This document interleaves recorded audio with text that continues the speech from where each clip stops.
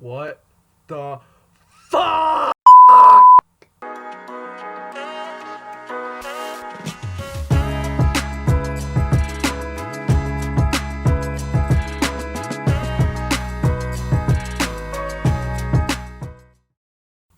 So YouTube, JJ Reviews here. Today I reviewed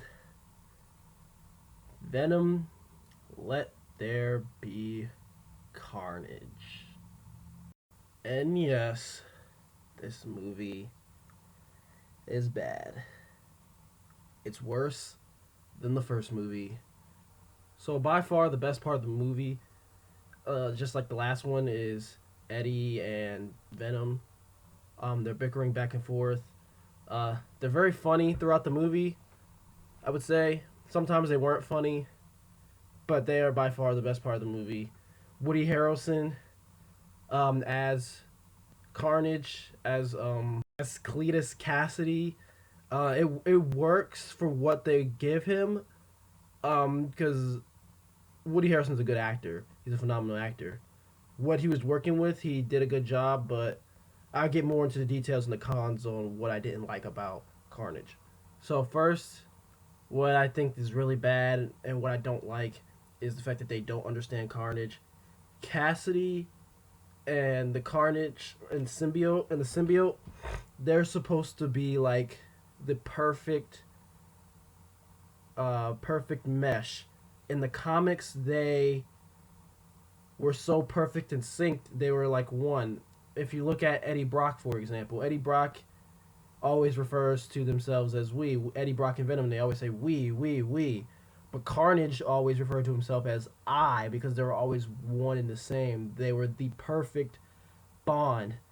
It almost didn't even feel like a bond anymore. And I hated when the movie said, "Oh, they aren't the perfect bond," and it just like was completely out of character. That's not Carnage at all.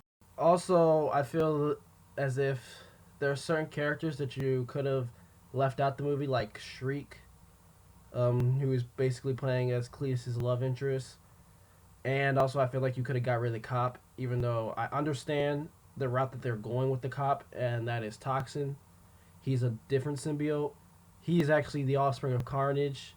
Basically, to put into perspective of Toxin, Toxin was so feared that Venom and Carnage had to put aside their differences to team up. Whereas Carnage was so feared, Spiderman and Venom in the comics had to put aside their difference, team up and beat him. So yeah, Toxin's one of the most powerful symbiotes. So I see where they're going with it, but I feel like he felt like the cop and Shriek served absolutely no purpose in the movie. You could have got rid of them, and honestly, could have changed nothing about the plot. More so, another thing that I didn't like about this movie is like the plot conveniences to help further the plot, such as Cletus Cassidy finding a '60s Dodge on the street and then driving it around, taking it to Shriek, stealing it, then taking it to Shriek, and Shriek's like, "Oh my god, it's my dream car."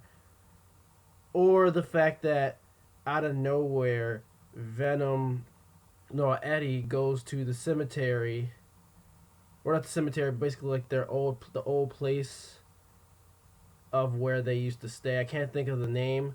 I'm probably gonna edit it, but yeah, and then just like, "Oh yeah, well this is them, and is she still alive?" Yada yada yada. It's just like, wait, what? The plot convenience it's too much to where it became almost unbelievable. And this movie was all over the place. This movie was trying to be, oh, it was trying to be Spider-Man 2 in a sense of, oh, will Eddie get back with his ex, but his ex is getting married? Oh, Venom and Eddie are no longer a thing. They're just separated now. Or the fact that there's no Carnage barely in the movie, Venom barely fights in the movie, and the movie is way too short. It almost feels like a freaking Disney movie. The runtime of this movie was 90 freaking minutes. And about like 45 minutes through, I fell asleep a little bit, cuz I was just like, bro, nothing's happening. And lastly, what kind of really pissed me off is the fact that this movie should have been rated R. And I know people are going to say, well, your kids won't be able to go to the movie theaters, But we've seen time and time again that rated R movies can do well. Logan is an example. Deadpool is another example. When you have someone named Carnage, who's literally a psychopathic alien killer, and they're trying so hard to keep this PG-13, when you can see that in the direction or the kills that they're trying to go rated R, it becomes infuriating to watch. This movie also falls into a trap like Thor Ragnarok. I like to call it the Thor Ragnarok syndrome, where everything is a joke. There isn't any serious moments whatsoever in the film, or if there is a serious moment, it's followed immediately with a joke, and it's too funny for its own good for a movie that's supposed to be like more edgy, more gory, more violent. And also, it just felt like the movie wasn't taking itself seriously, which I don't have a problem with. It's just weird. But even with the jokes, me personally, when I was laughing, sometimes I wasn't laughing with the movie. I was kind of laughing at the movie because this movie is a complete freaking joke, man. Now, getting into the characters, mostly Venom and Eddie, they're pretty much at odds with each other throughout the entire movie. Pretty much the same as the original, so not a lot of growth there. However, Eddie also wants to, go back to being normal. He kind of hates how Venom's always destroying his apartment, things of that nature. Um, Eddie, well, not Eddie, I mean, but the symbiote, Venom, he wants to eat as, Eddie promised, and, that's why they're at odds with each other. It's kind of weird and kind of wonky, and, like, for a large chunk of this movie, these guys aren't really together, and this is supposed to be a Venom movie. And Anne, she was basically a damsel in distress.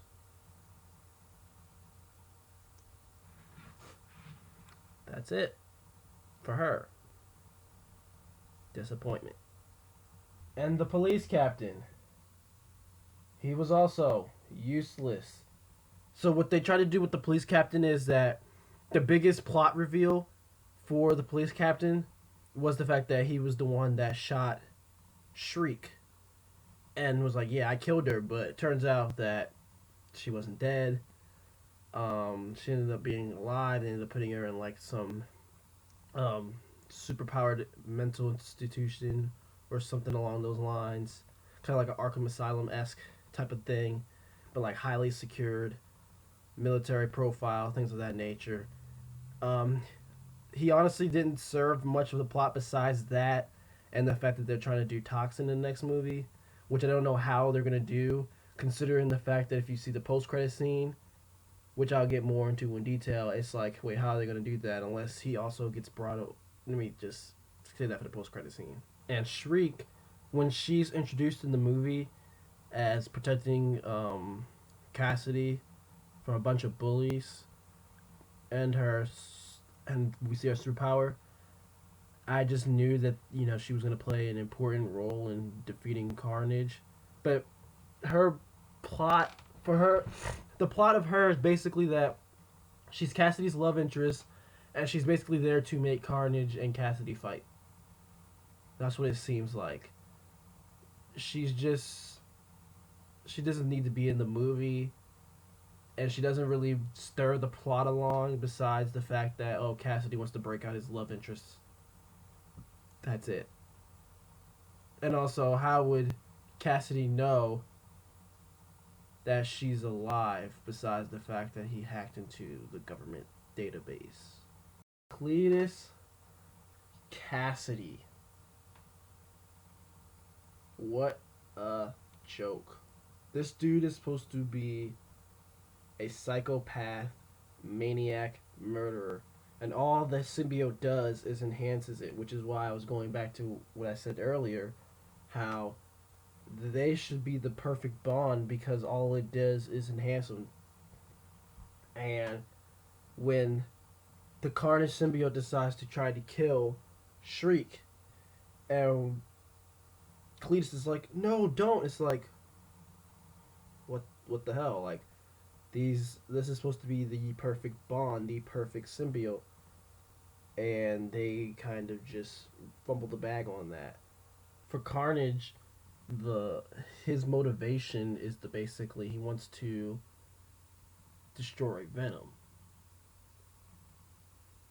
That's pretty much his the Carnage symbiote's end game, which I just didn't understand. I didn't like. I wish that what they would have done with Carnage is he wanted to kill Venom, but he just wanted to just be a freaking menace. He just didn't give a crap about anything. And to a certain degree, I think they kind of sort of pulled it off, but it seems like his motivation was more tied within trying to kill Venom than basically just cause as much havoc as possible. I feel as that in this special case, they could have just went with the route that, hey, Carnage and Cletus, they're one, and they just like to destroy anything. They're basically like menaces. They just don't give a crap about anything or anyone. They kill everybody that they see. Anything they see, they like to just kill it just cause. Things of that nature. You look at it the wrong way, oh yeah, we're gonna kill them. Or hey, you piss me off the wrong way, oh yeah, I'm just gonna kill you. That's kind of the vibe that I felt that they should have went with Carnage. How they try to tie it all in together. Shriek wants to kill the cop that shot her. Cletus Cassidy wants to break his girlfriend out of jail. After he does that, now he wants to get back at Eddie Brock for putting him in jail. Carnage wants to kill Venom and get rid of Venom. Eddie wants his life back to normal. Venom just wants to be appreciated. And that's how they kind of tie it all in together. That's pretty much like the short, simple, sweet way of putting the plot. Because I really don't want to explain this plot too much. It's just. Well, the best part of this movie was when it was over. Let's be frankly honest. But all jokes aside, the best part of this movie was the post-credit scene where it seems like that Venom and Eddie have been transported to the Marvel Cinematic Universe. So for all the MCU fans and MCU stands, this is another thing that you have to actually watch because now it seems like they're colliding universes. And we see Tom Holland Spider-Man. First we see J. Jonah Jameson, and there's another breaking news, and they're still talking about how Spider-Man is Peter Parker. Venom sees it, and Venom, who doesn't even know him, starts licking the screen, and he's like, "Oh yeah, we know this guy." So what I think that they're trying to go for is that, or like many different theories that I saw was that the Venom from Spider-Man 3 also collided with this Venom, and they start to share their personal hate. She's starting to share his hatred for Spider-Man through this Venom, this new Venom, the Tom Hardy Venom from Topher Grace and back in Spider-Man 3. That's the only exciting part because it's like, where are you gonna go with this? Is Venom going to be in Spider-Man No Way Home? Now that's gonna be interesting. Honestly, we have to go into December to find out. Wish I had a time machine, but honestly, overall, this movie is a cluster mess of a movie, and it just this movie I felt would have been perfectly suited for 90s, early 2000 movies, and not in a good way. Some people might like it. I personally didn't. It just didn't hit with me. I didn't like the first movie. I didn't like the second movie either. But the second movie has way more jokes. You might enjoy yourself more. But this movie, I think, is even worse than the first one. Um, and yeah, I think that's all there is to it. This movie's not good. They The biggest mistake this movie made was not understanding Carnage and the fact that they the bond between them is way different than Eddie Brock. And I think when you're gonna tell a movie and your movie is Let There Be Carnage and it's gonna be a Carnage movie, you have to fundamentally get Carnage or else the whole thing doesn't work.